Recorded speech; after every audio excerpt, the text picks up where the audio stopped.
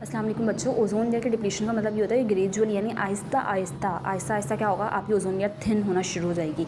उसमें होल्स हो रहे हैं, ठीक है। अकॉर्डिंग टू द साइंटिस्ट उसमें क्या हो रहे हैं, होल्स हो रहे हैं, ठीक है। और आपको पता है ओज़ोन लेयर कहाँ प्रेजेंट है, स्ट्रेटोस्फीयर में प्रेजेंट है, ठीक है ना। Which is the second layer of atmosphere, ठीक है। ट्रोपोस्फीयर फिर स्ट्रेटोस्फीयर।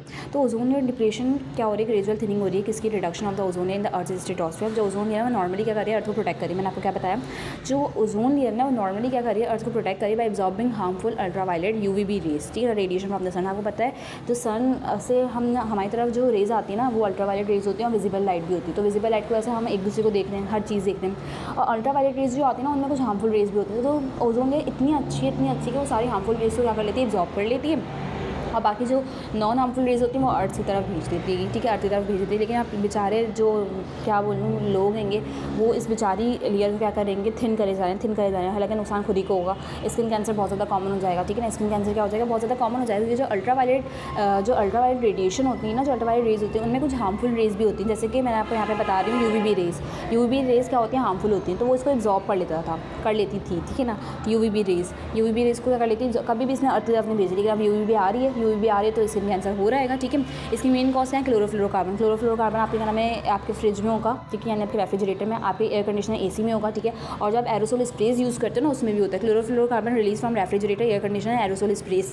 इन सब चीज़ों से क्लोरोफ्लोरोकार्बन यानी CFC रिलीज़ होता है, ठीक है। CFC क्या होता है, रिलीज़ होता है। अच्छा, उसका हेलोन्स क्या होता है, ये फायर एक्सटिंग्विशर्स में यूज़ होता है। अच्छा, मैं बताती हूँ क्लोरोफ्लोरोकार्बन ना कैसे क्या नाम है क्या करता है। क्लोरोफ्लोरोकार्बन ना क्लोरीन रिलीज़ करता है, जिसकी वजह से क्या होता है कि आपका ओजोन का जो मॉलिक्यूल है वो क्या होता है, डैमेज कर देता है वो क्लोरीन। हेलोन भी क्या करता है, ब्रोमीन रिलीज़ करता है, जिसकी वजह से क्या होता है, ओजोन का मॉलिक्यूल डिस्ट्रॉय होता है। नाइट्रोजन ऑक्साइड जो release from high altitude aircraft and industrial process, जो ऊपर रॉकेट चलते हैं ना, जो हाई एल्टीट्यूड जो रॉकेट्स होते हैं वो नाइट्रस ऑक्साइड का नाम रिलीज़ करते हैं, नाइट्रोजन ऑक्साइड रिलीज करते हैं, which is very harmful for ozone layer depletion. और सर्टेन गैसेज भी है, सर्टेन केमिकल्स भी है which are very harmful for ozone layer, ठीक है ना। These chemical release chlorine and bromine atom. ये जो केमिकल्स ये क्या करते हैं, ये रिलीज़ करते हैं क्लोरीन और ब्रोमीन के एटम, जो क्या नाम है ब्रेक कर रहे हैं ओजोन मॉलिक्यूल्स को, ठीक है।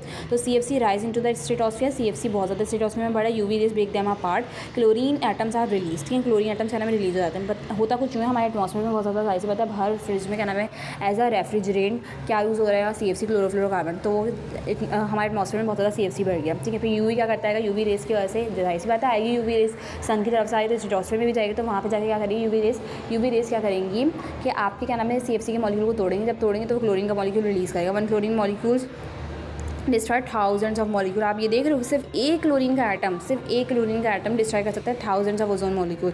This creates thin spots in the ozone layer, जिसकी वजह से टाइनी से क्या हो रहे हैं, होल्स हो रहेंगे, ठीक है। क्या हो रहा है, टाइनी से होल्स हो रहेंगे।